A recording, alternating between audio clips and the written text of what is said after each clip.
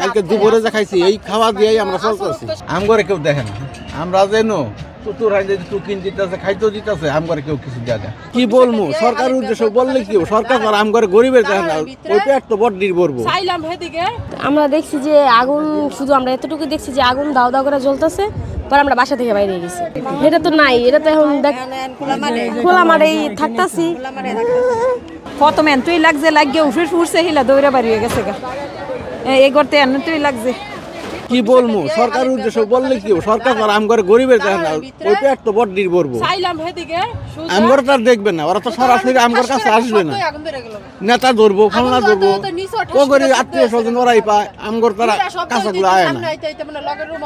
এই লোক কাহিনী তাই যদি হইতো তাহলে যে আমরা যে বই হয়েছি তাবুটাও তো দেখা যায় যেন ও নিশ্চয়ই লোক আছে, তাহলে ওখানে যাই, ওরা খাইলো না খাইলো হইস করে দেখি।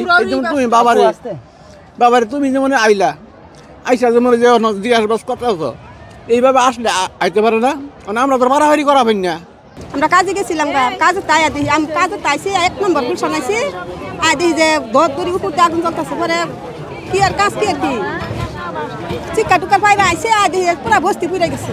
পরে 8-10 বছর এটা মাইয়া থেকে গেছিলাম, মাইয়া ডাইরেক্ট খুঁজে পাই না। পরে মাইয়া কি করছে, এতে ঘুরে আর মানুষ গেছে বস্তিতে।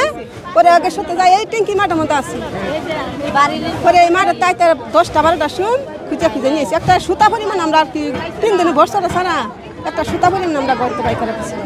কি দেখবো, আগুন লাগছে, আমরা নিজেরাই জান নিয়ে বের হয়ে গেছি। ঘর থেকে কিচ্ছু বের করতে পারি নাই, ঘরের সব কিছুই পুড়ে গেছে, একটা সুতাও বের করি না, খালি নিচে বের হয়েছি, কেউ বের করতে পারে না। আমরা এই যে সবাই বসে আম করে কেউ দেখে না, আমরা যেন টুকিন দিতেছে, খাইতেও দিতেছে, আম করে কেউ কিছু দেয় না। কি করবো আর উপায় নাই তো, আম করে আমরা তো কোনো কিছু বাঁচাইতেও পারি নাই। সঙ্গে যদি দেখতেছে এডি নিয়ে কালো থেকে করতেছি, আর কোনো উপায় নাই, আমরা পাই নাই। কারণ আমরা ডিউটি করা গেছি, এদিকে আগুন লেগে গেছে গা। পরে ওয়ার্ডের কাছে চাই দেখি আগুন পাহাড়ের মতন জ্বলতেছে, ঢুকুন কোনো নিজের বাসা চাই যে বাসার উপর দিয়ে আগুন দেখা যায়। এইভাবেই আমরা যাচ্ছি। পরে রাত্রে আইলাম, দেখি সব ম্যাচ মার হয়ে গেছে, কান্দা ঘুরতে পরে খুবই ফাঁক কইরা বই হইলাম পোলা বান নিয়া সারাই বইয়ে থেকে পরে বাসা 2 কোনায় থয়ে এলাম যেন ঘুম পাক। কোনায় মানুষ তো নাই খাওয়া নাই দেওয়া, কালকে দুপুরে যা খাইছি এই খাওয়া দিয়েই আমরা চলতেছি।